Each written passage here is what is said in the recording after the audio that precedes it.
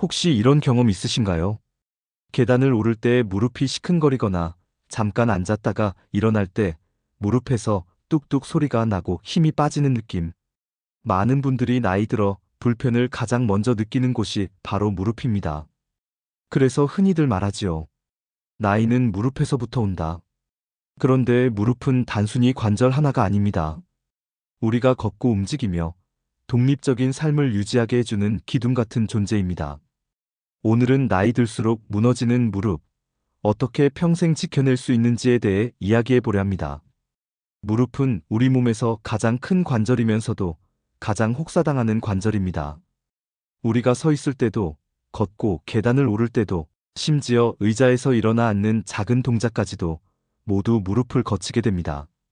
하루에도 수천 번 구부리고 펴는 과정에서 무릎은 쉴 틈이 없습니다.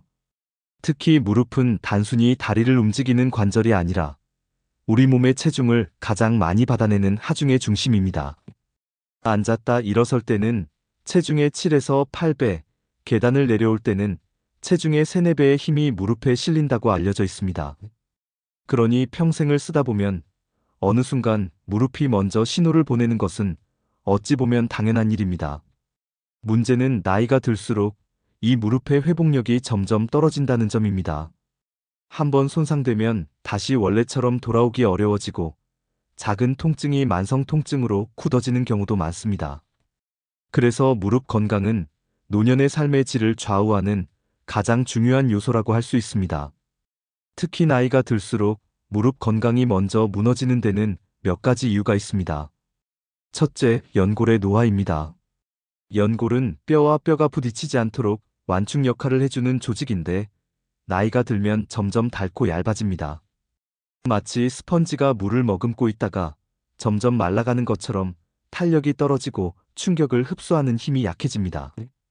그래서 젊을 때는 똑같이 계단을 내려와도 괜찮았는데 나이가 들면 같은 동작에서도 무릎이 시큰거리거나 뚝뚝 소리가 나는 겁니다. 연골은 한번 닳으면 다시 원래 상태로 재생되기 어렵기 때문에 노화와 함께 무릎 건강이 가장 먼저 무너지는 결정적인 이유가 됩니다. 둘째, 근육의 약화입니다. 무릎 주변의 허벅지 근육과 엉덩이 근육은 관절을 지탱하는 중요한 기둥입니다. 하지만 나이가 들수록 근육량이 급격히 줄어들어 무릎 관절이 받는 하중을 대신 분산시켜주지 못합니다. 예를 들어 젊을 때는 무거운 물건을 들어도 허벅지와 엉덩이 근육이 충격을 잡아주지만 근육이 빠지면 그 힘이 고스란히 무릎으로 몰립니다. 그래서 같은 체중, 같은 생활을 하더라도 근육이 약한 사람일수록 무릎 통증을 더 빨리 경험하게 됩니다. 셋째, 혈액순환과 체중의 영향입니다. 나이가 들면서 혈액순환이 둔해지면 관절에 필요한 영양분이 제대로 전달되지 못합니다. 여기에 체중이 늘면 그 무게가 고스란히 무릎에 실리게 되죠. 특히 무릎은 걷기만 해도 체중의 2, 3배, 계단을 내려올 때는 체중의 3, 4배의 압력을 받는 관절입니다. 즉, 몸무게가 5kg만 늘어도 무릎은 15에서 20kg를 더 짊어지는 셈입니다. 그래서 나이가 들수록 체중 관리가 곧 무릎 관리라는 말이 나오는 것입니다. 넷째, 관절액의 감소입니다. 무릎 관절은 윤활액이라고 불리는 관절액으로 부드럽게 움직입니다. 이 관절액은 자동차 엔진 오일처럼 마찰을 줄이고 관절이 부드럽게 구르도록 도와줍니다. 하지만 나이가 들수록 이 관절액의 양이 줄고 점성이 떨어지면서 무릎이 뻣뻣해지고 움직일 때마다 마찰이 심해집니다. 그래서 앉아있다가 일어날 때 무릎이 뚝 소리를 내거나 조금만 오래 걸어도 무릎이 뻐근하게 느껴지는 것입니다. 관절액이 줄어든 무릎은 말 그대로 기름 없는 기계처럼 점점 거칠어지고 빨리 닳게 됩니다. 무릎은 우리가 알게 모르게 스스로 혹사시키는 경우가 많습니다. 나이가 들수록 연골과 근육이 약해지는데 여기에 잘못된 생활 습관까지 더해지면 무릎은 금세 신호를 보내기 시작합니다. 사소해 보이는 행동 하나하나가 무릎에는 큰 부담으로 쌓일 수 있습니다. 특히 많은 시니어분들이 무심코 반복하는 습관 중 무릎을 더 빠르게 손상시키는 것들을 몇 가지 살펴보겠습니다. 평소 나의 생활 속 모습을 떠올리며 함께 점검해 보세요. 첫째, 쪼그려 앉기입니다. 화장실에서, 밭일에서 또는 집안일을 할 때 자주 무릎을 굽힌 자세로 오래 앉아 있으면 관절에 심한 압박이 가해집니다. 무릎 연골과 근육이 약해진 상태에서는 작은 충격에도 쉽게 통증이 발생할 수 있습니다. 특히 바닥에서 오래 앉아 TV를 보거나 반찬을 준비하는 등 무심코 쪼그려 앉는 습관이 반복되면 무릎은 점점 약해지고 일상적인 움직임조차 힘들어질 수 있습니다. 둘째, 계단 오르내리기입니다. 운동 삼아 일부러 계단을 오르는 분들이 계신데 무릎이 약해진 상태에서는 계단이 오히려 독이 될 수 있습니다. 올라갈 때보다 내려올 때 무릎에 체중이 집중되면서 연골과 인대의 부담이 커지기 때문입니다. 특히 집안 계단이나 공용 계단을 빠르게 오르내리는 습관이 있다면 무릎 통증이나 퇴행성 관절염 위험이 높아집니다. 셋째, 무거운 물건 들기입니다. 무릎 관절은 원래 체중을 지탱하는 부담이 큰데 여기에 무거운 짐까지 더해지면 관절에 가해지는 압력이 두세 배로 늘어납니다. 장바구니, 쌀포대, 장거리 쇼핑백 등을 들 때 무릎이 시큰거리거나 뻐근함을 느낀다면 무리해서 들지 않는 것이 좋습니다. 가능하다면 짐을 나눠 들거나 손수레나 캐리어를 활용하는 등 무릎 부담을 줄이는 방법을 선택해야 합니다. 넷째, 잘못된 걷기 습관입니다. 발바닥이 안쪽이나 바깥쪽으로 기울어진 채 오래 걸으면 무릎이 한쪽으로 틀어지면서 관절이 불균형하게 닳습니다. 또 빠른 보폭으로 무리하게 걷거나 뒤꿈치를 먼저 디디지 않고 발끝으로 걷는 습관도 무릎 건강에 좋지 않습니다. 무릎을 오래 사용하려면 발바닥 전체가 균일하게 지면에 닿도록 걷고 보폭은 자신에게 맞게 천천히 조절하는 것이 중요합니다. 다섯째, 장시간 같은 자세로 버티는 습관입니다.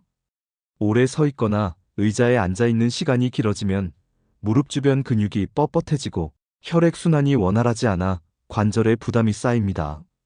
특히 버스 기사님이나 판매직처럼 서서 일하는 분들 또는 의자에 앉아 TV를 오래 보는 습관도 무릎 건강에는 좋지 않습니다. 30분에서 1시간마다 가볍게 일어나 스트레칭을 하거나 무릎을 살짝 구부렸다 폈다 하면서 자세를 바꿔주는 것이 필요합니다. 간단한 움직임만으로도 관절에 쌓이는 부담을 줄이고 혈액순환을 도와 무릎 건강을 지킬 수 있습니다. 그렇다면 어떻게 해야 무릎을 오래도록 건강하게 지킬 수 있을까요? 무릎은 우리 몸에서 가장 중요한 관절 중 하나이면서 한번 손상되면 회복이 쉽지 않기 때문에 평소 관리가 무엇보다 중요합니다. 다행히도 큰 비용이나 특별한 도구 없이 일상생활 속에서 조금만 신경 쓰면 실천할 수 있는 방법들이 있습니다. 무릎을 지키는 습관은 단순히 운동만을 의미하지 않습니다. 체중을 적절히 관리하고 근육을 강화하며 올바른 자세와 생활 습관을 유지하는 것까지 포함됩니다. 작은 변화라도 꾸준히 실천하면 무릎 건강을 지키는데 큰 도움이 됩니다. 이제 구체적으로 실생활에서 실천할 수 있는 방법들을 하나씩 살펴보겠습니다. 첫째, 체중 관리. 무릎 건강에서 가장 중요한 요소 중 하나는 체중입니다. 체중 1kg가 줄면 무릎에 가해지는 압력은 3에서 4kg 정도 줄어 작은 체중 변화도 무릎에는 큰 차이를 만듭니다.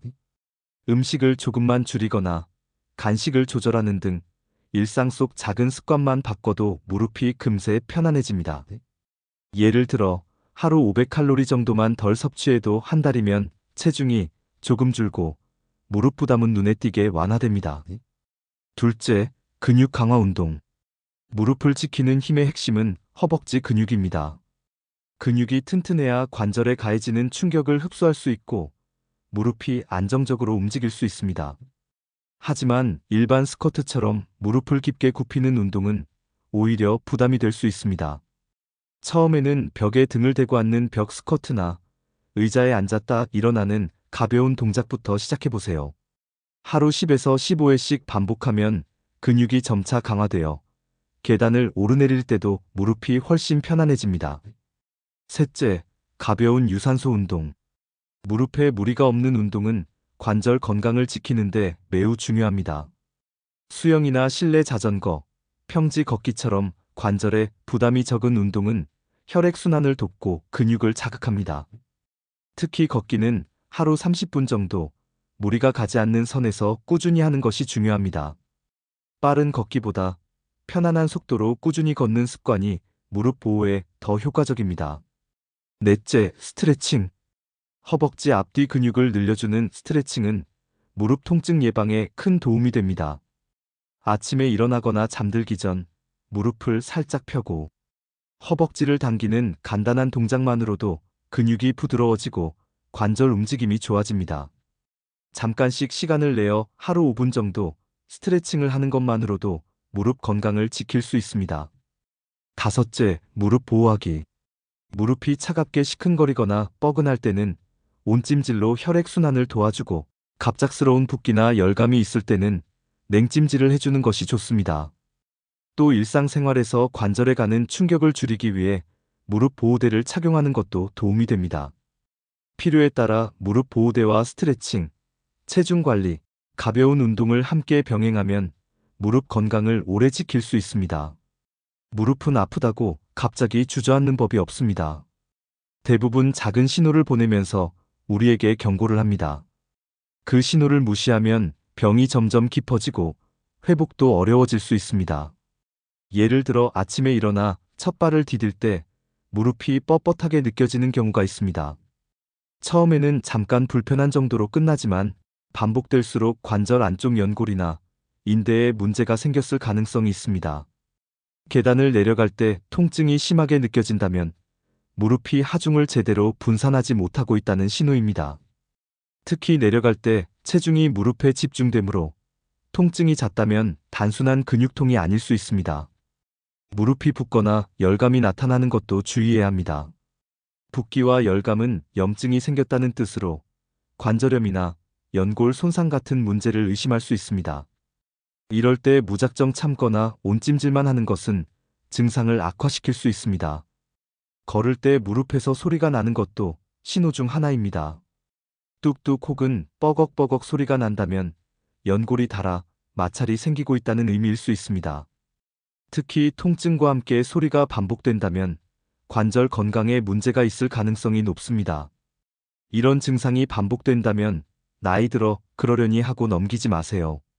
무릎은 우리 삶에서 움직임의 중심이자 일상의 질을 좌우하는 중요한 관절입니다. 조기에 전문 진료를 받고 관리하는 것이 무엇보다 중요하며 초기에 적절한 치료와 생활 습관 개선만으로도 진행을 늦출 수 있습니다. 무릎이 아프기 시작하면 많은 분들이 흔히 이렇게 말씀하십니다. 이제 나이가 들어서 어쩔 수 없겠지. 그냥 참고 살아야지 하고 체념하는 경우가 많습니다. 하지만 그렇게 생각할 필요는 없습니다. 무릎은 충분히 돌보고 관리하면 얼마든지 회복이 가능합니다.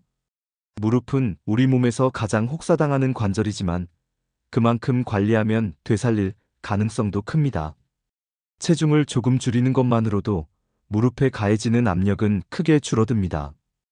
허벅지와 엉덩이 근육을 조금씩 강화하고 올바른 걷기와 스트레칭 습관을 들이면 관절의 안정성과 유연성을 되찾을 수 있습니다. 잘못된 생활 습관을 개선하고 필요할 때 무릎 보호대를 활용하거나 온찜질과 냉찜질을 병행하는 것도 큰 도움이 됩니다. 중요한 것은 포기하지 않고 오늘부터 한 가지라도 실천하는 것입니다. 오늘 하루만 해보자는 마음으로 시작해도 좋습니다. 작은 변화가 쌓이면 통증은 줄고 움직임은 점점 자유로워집니다.